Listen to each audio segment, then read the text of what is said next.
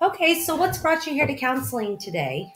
I'm having really high anxiety at the moment. Okay. Um, can you give me more of an idea of what that looks like for you?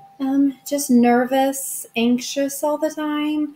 Um, just kind of trying to push through every day. Okay. Just really nervous. All right. Okay. So, have you dealt with this for an extended period of time, or is this something new for you? I've had it for probably about my whole life. Okay. Okay. You want to describe that a little bit more for me? When I was younger, I don't really know my real dad. My parents divorced, or before they actually divorced. He was a real bad alcoholic, and my mom worked a couple of jobs, going to nursing school on top of the jobs. So she was never around. So really, I didn't really have parent guidance at all. I had my little brother a lot. Anywhere I went when I was younger, I had to take him with me. Okay. So I didn't really feel like I really had a childhood. And then my brother actually ended up molesting me when I was younger because we didn't have any. And so I still can picture the days that he actually did that to me at the house. And so I still have those issues that I guess I really haven't worked out, through myself. Okay. And then it's kind of went on into my adult life, even. I am married, and he doesn't understand how I finished just being raised by my mom and still can be in the same house as my brother when we have family gatherings. I don't know. I was finished raised just dealing with it. Right. So if I can stop you, when you go back to the idea of what your brother has done to you, did you ever share that with anyone? Does anyone, know about what happened to you then? I had told my mom at one point, and she tried to help. She put a little lock on the door, but it's one that you can still open the door slightly and use like a knife to unhook the door. Okay. So she didn't really help me. And so he still could get into the bedroom. Okay. So not really emotionally though. So you didn't Correct. receive any No. services or anything during that time. No. Okay.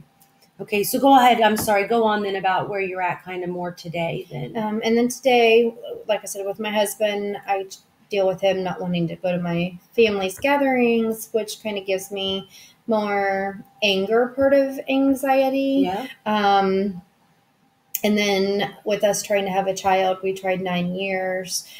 So that was stressful, anxiety, anger, not, seeing others have children that don't take care of them. Right. So that gave me anxiety. And then finally we had 2 miscarriages.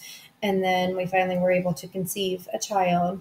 And the whole pregnancy was kind of nerve wracking. I was very high risk. I had to go to the doctor every week, the entire pregnancy. And then he came at 32 weeks. So that was very stressful, anxiety. Yeah.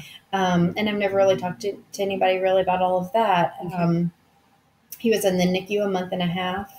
I lived in a hotel for the month and a half because I didn't want to leave Indianapolis without my baby. Right. After trying for so many years, Right.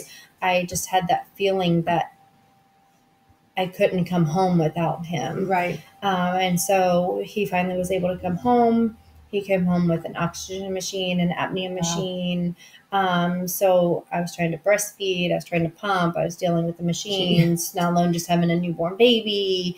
So I feel like in my life, my entire life, I've really had some high anxiety. Different situations that have just constantly kind of helped or escalated or, made you feel more anxious and not been able to kind of just deal with that and cope with that as you work through things. Right. Okay. So it sounds like that right now, I mean, we do have a pretty clear goal then of where what your main concern is and what's brought you here. And it sounds like you're just at a point where you just really want to work on that and decide, what can you do to help, support your mental health and make yourself maybe, work on being a mom or, being a wife and or just taking care of yourself in general. So I think we can definitely, be considerate of some immediate goals and how you could start to just deal with that everyday anxiety. But then maybe, as we work together, work on, what can you do to maybe build some more long-term goals on helping you deal with that anxiety that you're feeling and have dealt with throughout your life.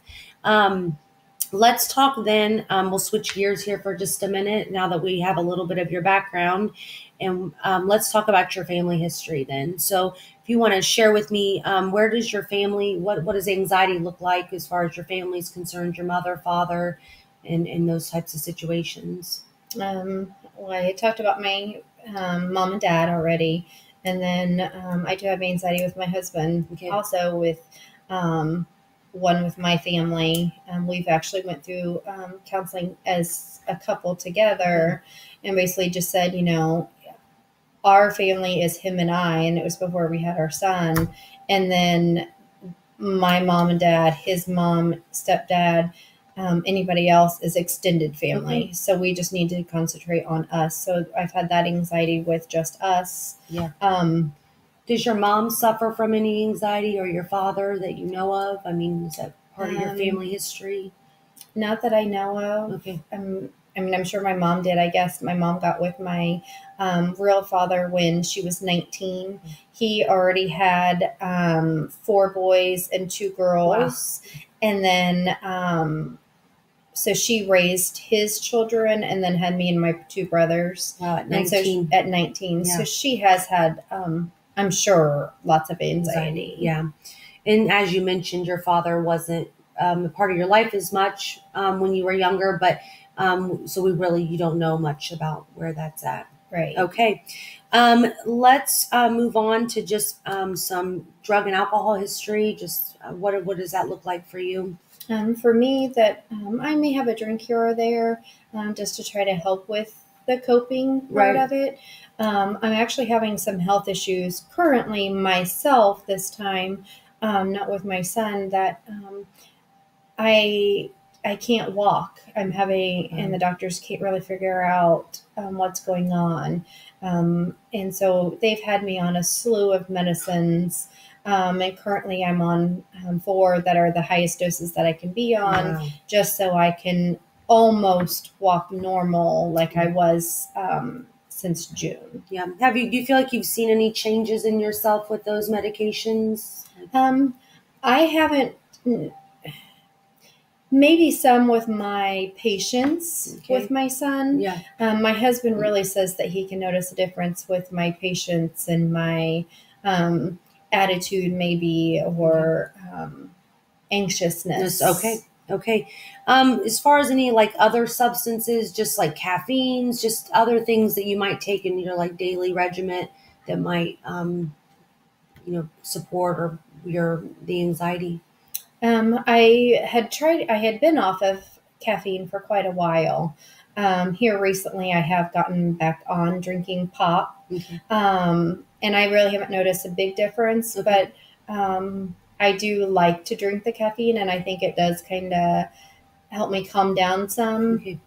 And the medicines that I'm on make me very, since I've on the high doses of them, can make you very drowsy or even suicidal thoughts. And that kind of thing. Not that I've had any suicidal thoughts, but I do kind of get down because I can't walk normal. So I can't do family things like I used to, or stuff with my son, or I struggle day to day. I struggle to go to work now and work, trying to go to therapy and all the specialists that they've had me going to see, and which gives me more anxiety. And so I feel like I've had your share, my share, probably plus some of all of that. Yeah, different circumstances that have kind of led you where you are today. And I'm sure the caffeine just becomes your pick-me-up then during the day. So I guess following up on all that, then what do you feel like, are you able to find many things that you can do to just take care of yourself? I mean, what are you doing to try to help yourself through this time? I don't really do anything to help myself, to be honest. I mean, I'm a mom, I'm a wife. I do everything at the house myself. without my husband's help. And I work every day. I've seen